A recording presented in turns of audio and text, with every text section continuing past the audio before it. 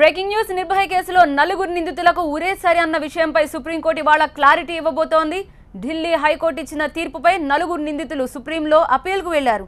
దేశ రాజధానిలో 5 ఏళ్ల క్రితం జరిగిన ఘటన ఇప్పటికీ దేశ ప్రజల్ని వెంటాడుతూనే ఉంది. నలుగురికి ఉరిశిక్ష విధించాలని దేశ ప్రజలు డిమాండ్ చేస్తున్నారు. బస్సులో నిర్భయను గ్యాంగ్ రేప్ చేసి దారుణంగా హత్య చేసిన అక్షయ్, వినయ్ శర్మ, పవన్, ముఖేష్ల తరపున సుప్రీంకోర్టులో లాయర్ రాజు రామచంద్రన్ పిటిషన్ దాఖలు చేశారు. నలుగురికి శిక్ష విషయంలో హైకోర్టు పద్ధతులు పాటించలేదని ఈ పిటిషన్లో పేర్కొన్నారు.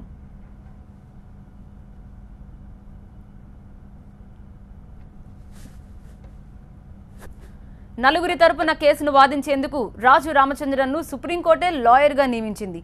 అక్షయ్, వినయ్ శర్మ, పవన్, ముఖేష్లకు ఉరిశిక్ష విధిస్తూ సెషన్స్ కోర్టు ఇచ్చిన తీర్పును నవంబర్ 7, 2016న ఢిల్లీ హైకోర్టు సమర్థించింది. అయితే మరణశిక్షను రద్దు చేయాలని రామచంద్రన్ సుప్రీంకోర్టులో పిటిషన్ వేశారు.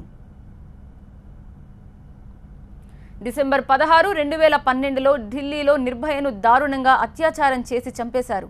బస్సులో స్నేహితుడితో కలిసి వెళ్తున్న నిర్భయను దారుణంగా చంపడంపై దేశవ్యాప్తంగా నిరసనలు వెల్లువెత్తాయి. ఈ కేసు తర్వాత నిర్భయ చట్టాన్ని కేంద్రం అమల్లోకి తీసుకొచ్చింది. రేపిస్టులకు కఠిన శిక్షలు విధిస్తూ చట్టంలో మార్పులు చేశారు.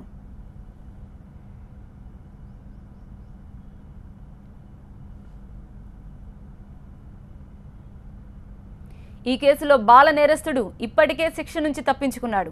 నిర్భయను దారుణంగా హింసించి బయటకు విసిరేసింది ఈ బాల నేరస్తుడే. అయితే కేవలం మైనర్ అన్న సాకుతో శిక్ష నుంచి అతడు తప్పించుకున్నాడు. అతడికి ఉరిశిక్ష విధించాలని నిర్భయ తల్లిదండ్రులు ఇప్పటికీ న్యాయస్థానాలని వేడుకుంటున్నారు. సింగపూర్లో చికిత్స పొందుతూ డిసెంబర్ 29, 2012న నిర్భయ చనిపోయింది. ఈ కేసులో ప్రధాన నిందితుడిగా ఉన్న డ్రైవర్ రామ్ సింగ్ను తీహార్ జైల్లో తోటి ఖైదీలు కొట్టి చంపేశారు. 6 నిందితుల్లో 4 సుప్రీంకోర్టుకు వెళ్లారు. ఈ 4కి ఉరిశిక్ష విధించాలన్న డిమాండ్ పెరుగుతోంది.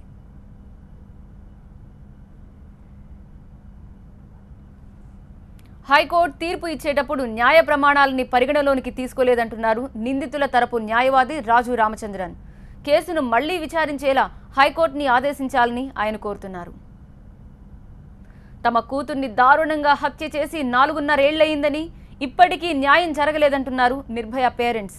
తమకు న్యాయం చేయాలని వాళ్ళు డిమాండ్ చేస్తున్నారు. సుప్రీంకోర్టు 4 నిందితులకు ఉరిశిక్ష విధించాలని విజ్ఞప్తి చేస్తున్నారు.